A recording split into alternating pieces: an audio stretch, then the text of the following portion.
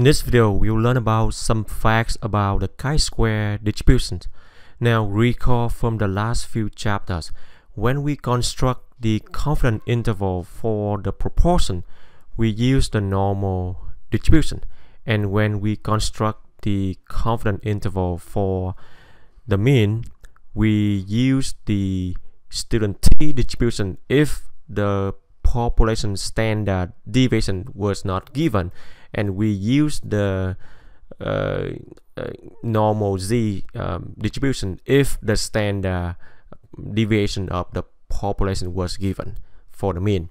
Now, we also learn something new in this video, which is the chi-square distribution, and we use the chi-square distribution to construct a confidence interval for the variance and the standard deviations, not the mean or not the proportion, but it is used for constructing the confidence interval for the variance and standard deviations.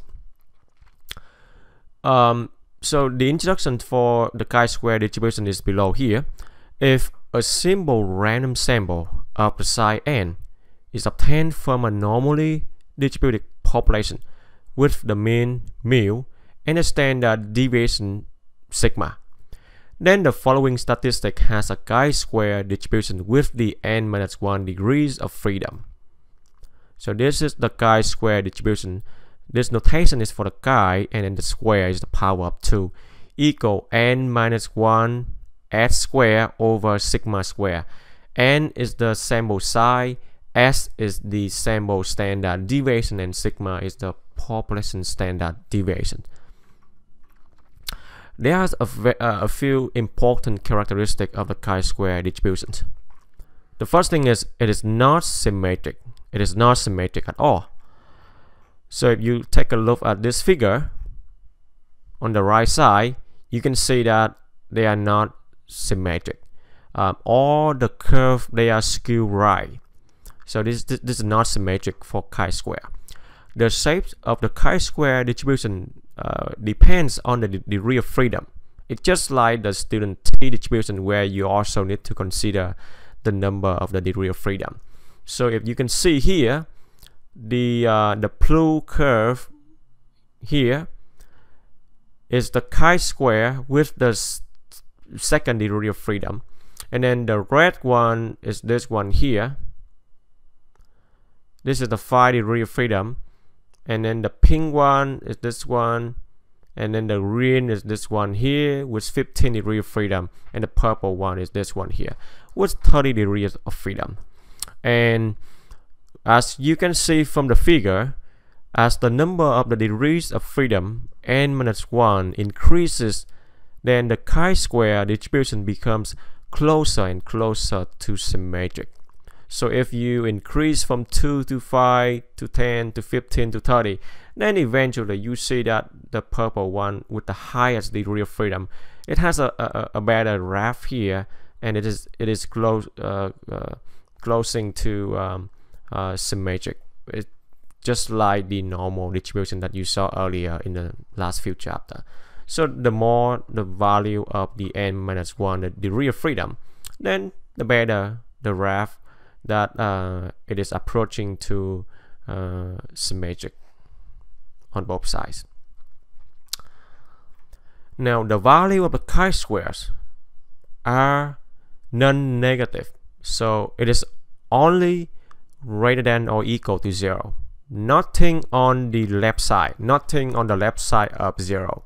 So we never have a negative value for the chi-square. It is only starting from 0 and all the way to the right. And then again, the total area under each curve for the chi-square distribution is also equal to 1 as before.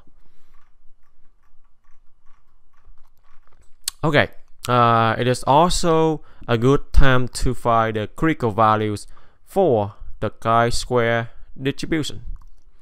So there are two critical values for each level of confidence. There are two critical values. We use the notation the chi-square with the small subscript letter r. This represents the right tail critical value. and the one with the L letter, the subscript L, this represents the left tail critical value. Now for the area to the right of XR square is the portion to the right of that, and XL is just the area to the right side of the left tail. And you see how to find these two critical values in the next example.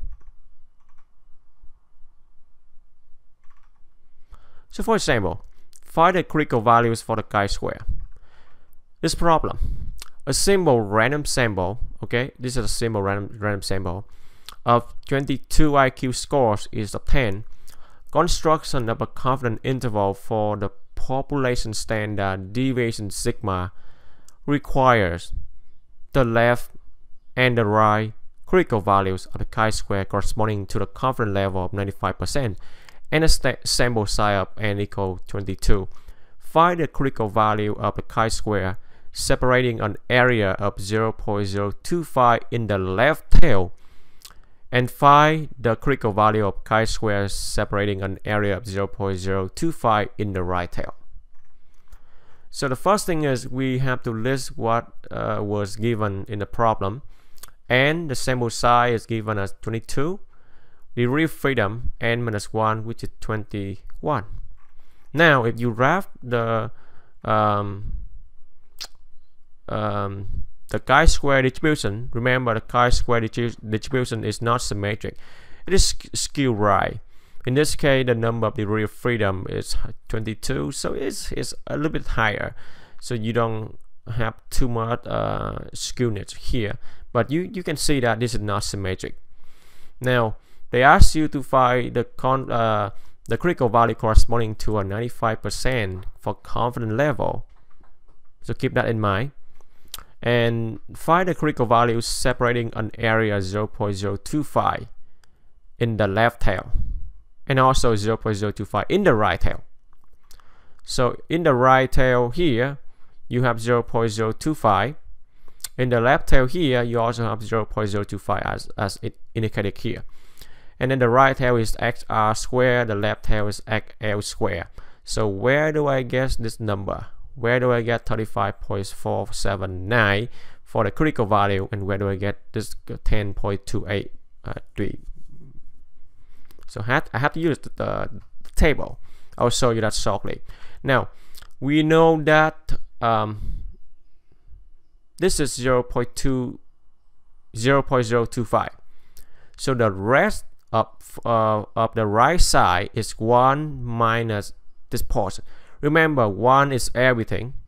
Now we take 1, which is everything, we subtract this portion. Therefore, we get the right side portion 1 minus 0.025 from here and all the way to the right. And the reason that I'm looking for the right area, because go to the chi-square distribution table. Now the chi-square distribution table, it does not give you the area to the left side as the t statistic or the t distribution and the z distribution, but they give you the area to the right of the critical value. So pay attention. The chi-square is the only one that gives you the area to the right. Normally before we only try to find the area to the left of that z-score so that we can go to the table and do the matching. But now we look for the area to the right. So let's look at the left tail first.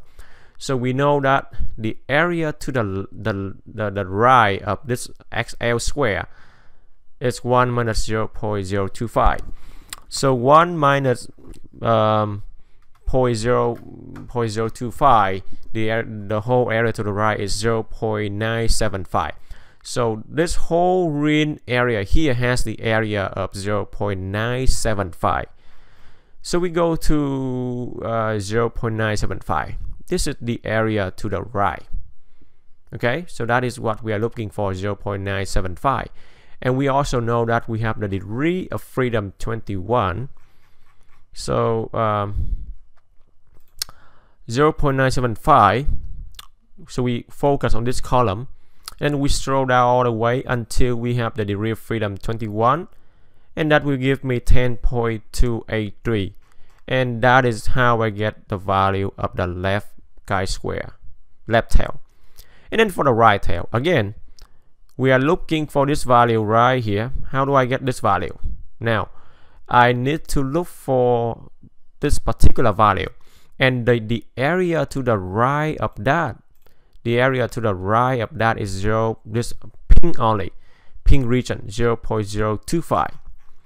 So we go from 0.025 area to the right of that critical value, and we have 21 degree freedom, so that will give me 35.479, and that's how I got the right critical value here. So first thing is we identify the area to the right of that critical value, either the left or the right tail, and then we apply the degree freedom and the chi-square distribution to find the critical value of that particular critical values. Okay, so that is the end of this introduction to the chi-square distributions.